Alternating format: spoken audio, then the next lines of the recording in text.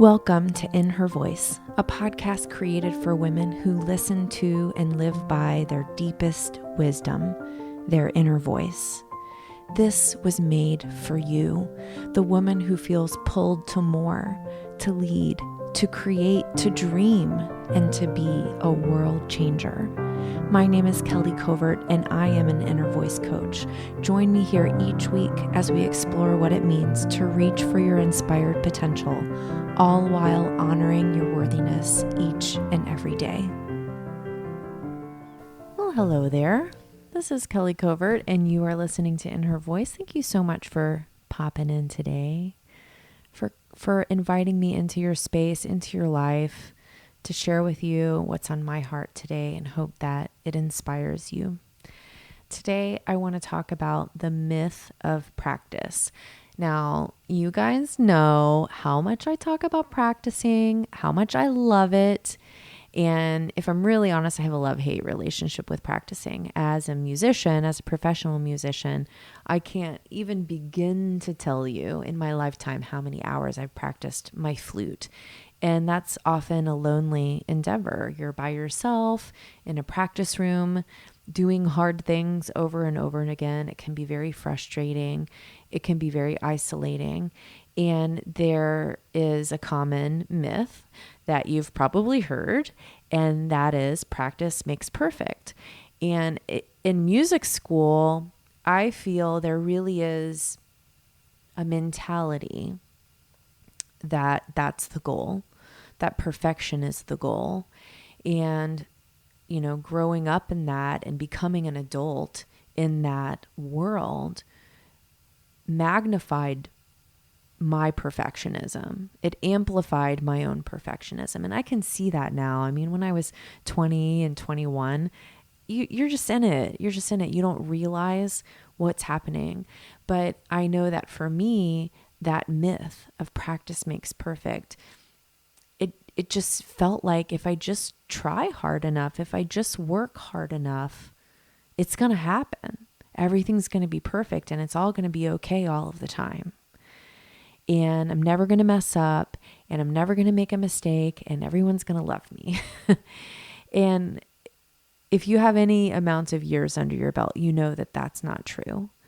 You know that there's no such thing as perfection. As hard as we try, as hard as we work, we could have the best work ethic in the world, and you're never going to get there because it's not possible.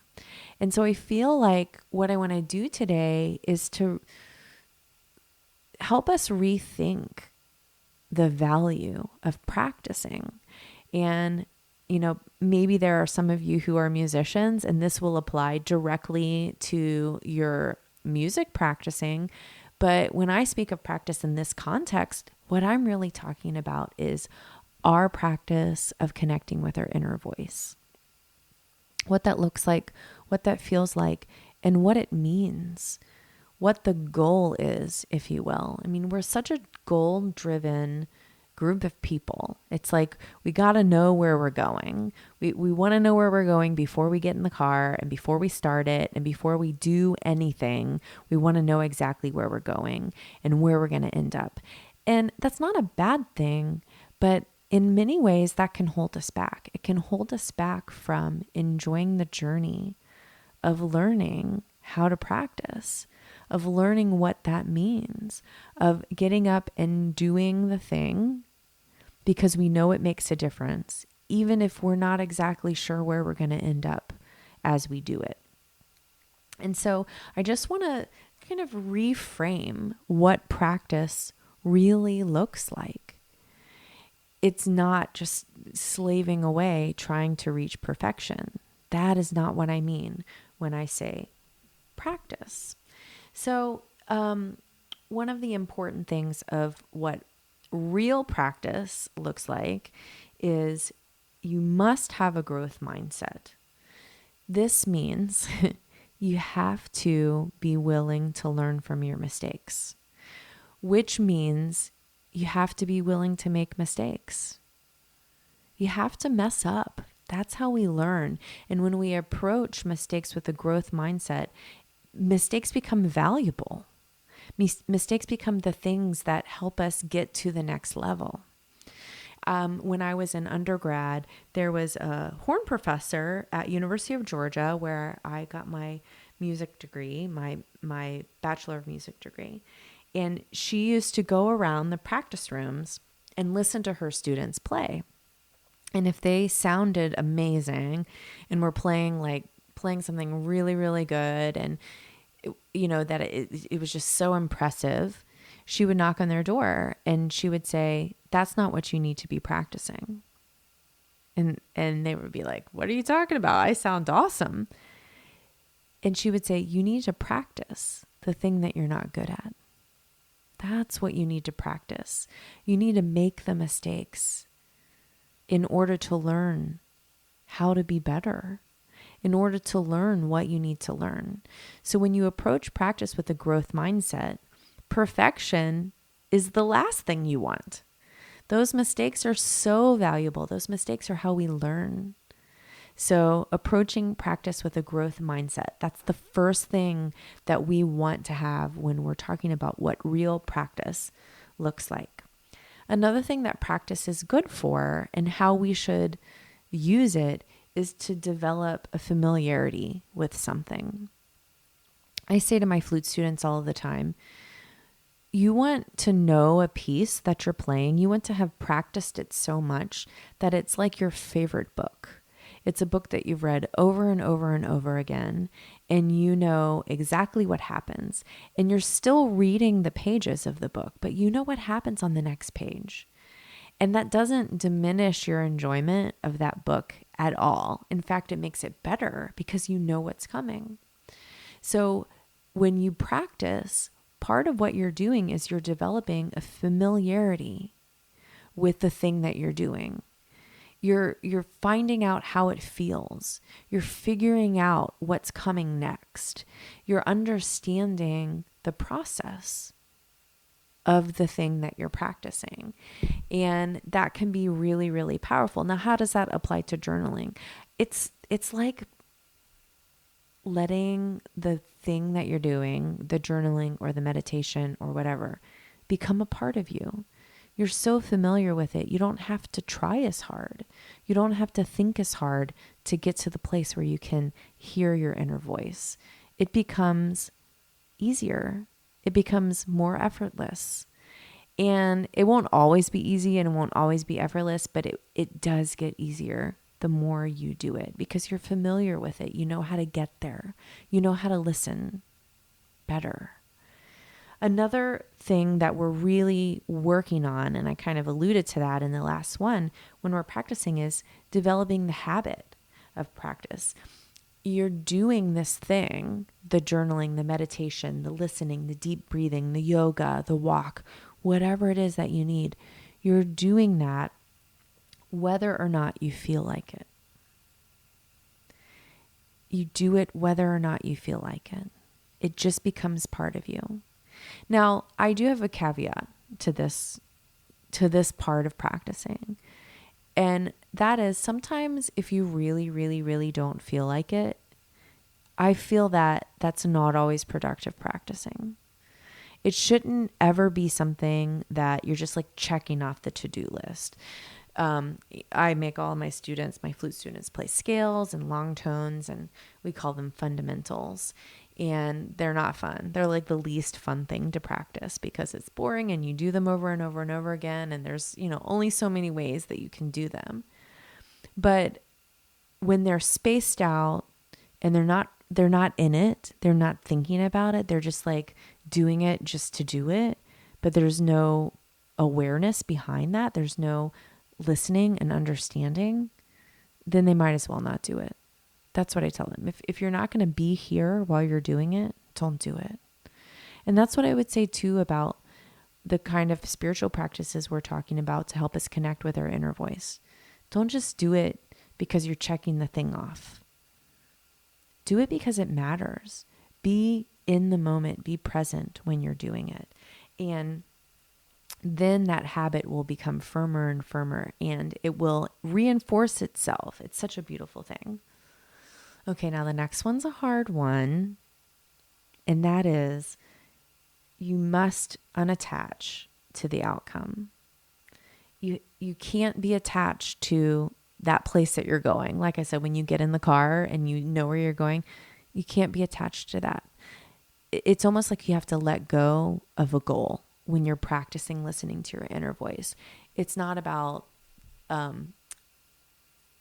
destination that you reach and then you're there. That's going to give you a lot of frustration. Trust me. But if you're just doing it because you know it makes a difference in your life, then that is a beautiful thing. So unattached to the outcome and still do it anyway. Know that there is something there, but whatever that thing that you desire to come from this, you can hold that in your vision, but know that it's that or something better. It doesn't have to be that one thing in order to be the right thing. Another thing that I love about what practicing really looks like is that, it's not a bad idea to measure your results. So I just said unattached to the outcome, right? That doesn't mean you're not going to get results. That just means that you have to be unattached to what those results look like. And, how do we measure results of journaling? How do we measure results of meditation? Well, I love my practice tracker. I make one at the beginning of each month, and I, really sit with the practices that I want to focus on that month. And I do check them off when I do them. But this is not about a gold star. This is about two things.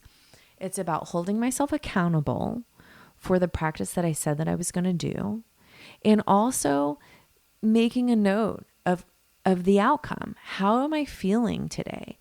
Am I feeling hopeful about the future? Am I feeling connected to my inner voice? Do I feel aligned? Do I feel right? You know what I mean? Like when you just feel right.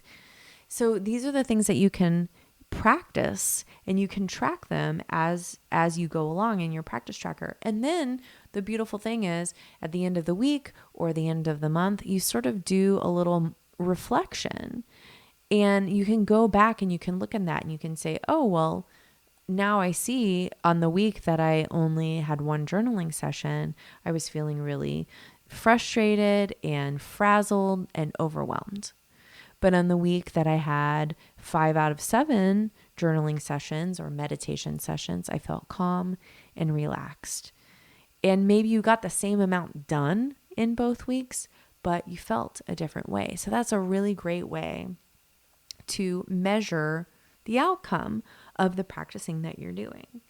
And then lastly, and I mentioned this because this is something that my practice tracker does for me, but that is, you need accountability. And if you are not good at giving yourself accountability, and not all of us are, me included, which by the way, that's why I go to CrossFit, because I know that I have people in that class expecting me to be there. That's a way that I hold myself accountable, but also sort of have help being held accountable. But accountability and feedback are huge when it comes to practicing listening to your inner voice.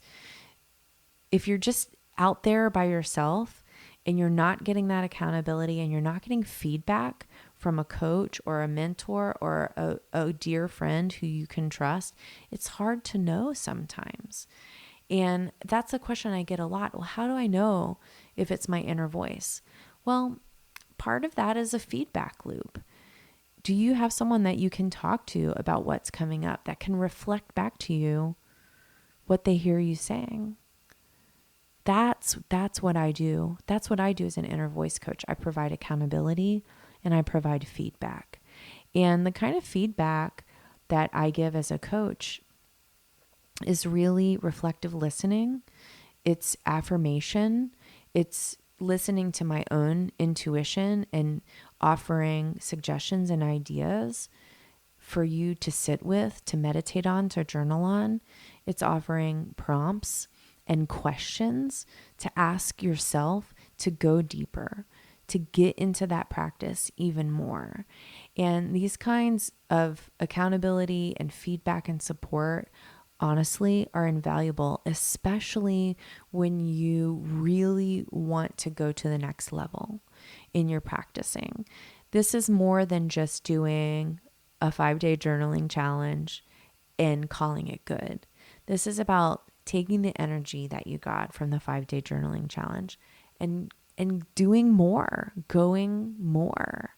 And so I want to offer that to you. If this is something that you're really feeling the pull of, reach out to me. Let's talk. Let's do a discovery call, because this could really be the turning point for you. It could be the place where you up level your practice, and you up level your life. Trust me on that. So if that's something that you're interested in, head on over to my website, kellycovert.com/discovery, and you can sign yourself up for a free conversation with me, and we'll talk about if inner voice coaching is right for you, if that's the accountability and structure that you need in your life right now to feel the way you want to feel. I mean, because that's the goal, right? That's what we want.